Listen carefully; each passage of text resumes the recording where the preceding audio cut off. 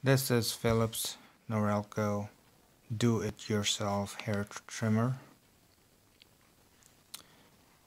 I've had it for about a couple of years and I've used it probably 10-12 times. It has worked very well for me. This is the model QC5530. It comes with several attachments, and one of the ones that I use the most is from a number 1 trim to number 5.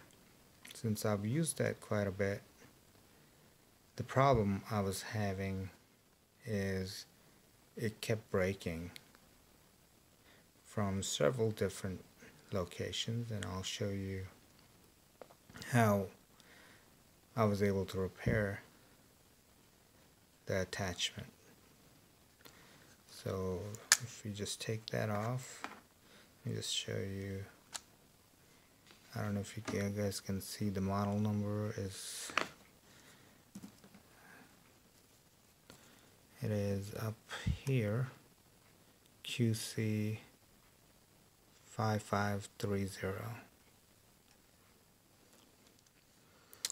And this just gets attached. That works really well, charges up. So I wanted to do this video just to kind of give you an idea how I repaired the attachment clippers. First off, the problem I was having is first time they broke. The first one that broke was at this location. The plastic just cracked. So what I did to repair it was drill the hole 1/8 of an inch at this location here, and then another hole at this location, put some super glue in between the crack, and took this wire, metal wire, and went behind it, went through here, if you can see that, and just twisted it with the pliers, and then cut it off from right at the tip. The metal wire I used, let me show you the metal wire. This is the wire I used. It's very flexible.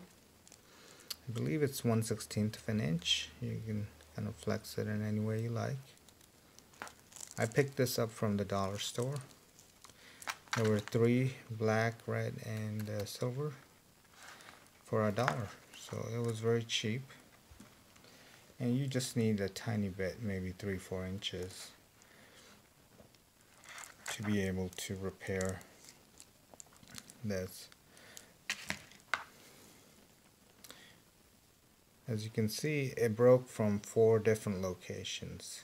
First there was a crack here, and then after a few uses it cracked from this side, and then it also had a crack on the clear plastic area here, and then another crack at this location. I was able to use the same method to repair all 4 of the areas that broke, and the clippers attachment is still usable pretty well. I have used it a couple of times after the repair and have had no problems with it. Now I started looking for a replacement attachment, but either it was not available, or if it was available it was kind of expensive. I thought maybe around $15. So I decided to see if I can repair it,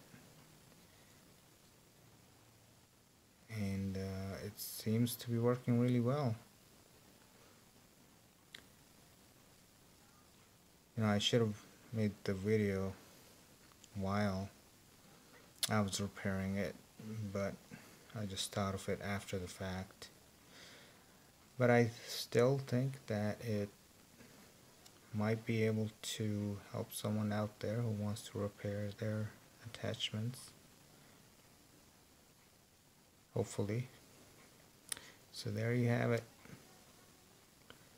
Just a easy way to repair your clipper attachments.